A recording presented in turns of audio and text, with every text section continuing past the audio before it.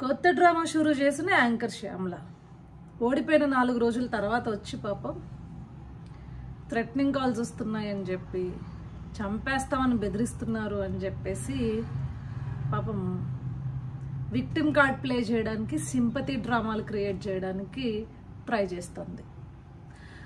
అదేదో rave party గురించి ఏదో ట్రోల్స్ చేశారని గబగబా వెళ్ళిపోయి కంప్లైంట్లు ఇచ్చావు కదా, పరువు నష్టం దావాలు వేస్తా అన్నావు కదా. ఒకవేళ నిజంగా నీకు థ్రెటనింగ్ కాల్స్ వచ్చుంటే నువ్వు ఇట్లా లైవ్లో లేకపోతే వీడియోలో చేయవు, పోయి పిఎస్లో కంప్లైంట్ చేస్తే ఖచ్చితంగా నీ థ్రెటనింగ్ కాల్ కనుక వచ్చుండుంటే న్యాయం జరుగుద్ది. సో ఇక్కడికి వచ్చి సింపతి డ్రామాలు క్రియేట్ చేయొద్దు. నేను ఏది మాట్లాడినా నిజమే మాట్లాడాను అని చెప్పి మళ్ళీ నన్ను టార్గెట్ చేయకండి, ట్రోల్ చేయకండి, నేను పర్సనల్గా ఎవరిని మాట్లాడలేదు అంట. నువ్వు పవన్ కళ్యాణ్ గారి పైన వ్యాఖ్యలు చేసింది తెలీదా, లేకపోతే పిల్లి పిట్ట కథలు చెప్పేసి తెలుగుదేశం పార్టీ నాయకుడు చంద్రబాబు నాయుడు గారిని కానీ లేకపోతే పవన్ కళ్యాణ్ గారిని కానీ ఏ రకంగా సంబోధించావో గుర్తులేదనుకుంటున్నావా?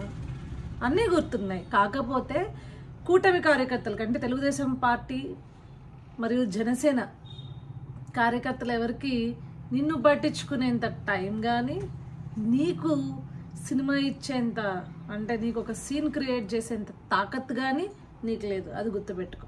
ఎందుకంటే నువ్వు నెల్లూరు నుంచి శ్రీకాకుళం లెక్క చెప్పావు కదా రూట్ మ్యాప్, నువ్వు ఎక్కడ క్యాంపెయిన్ చేసినా అక్కడ చిత్తుగా ఓడిపోయింది కాబట్టి పెద్ద నిన్ను ఎవడు దేకాలని కూడా అనుకోవట్లేదు. సో మీడియా ముందుకు వచ్చి ఈ షోలు ఆపమ్మా.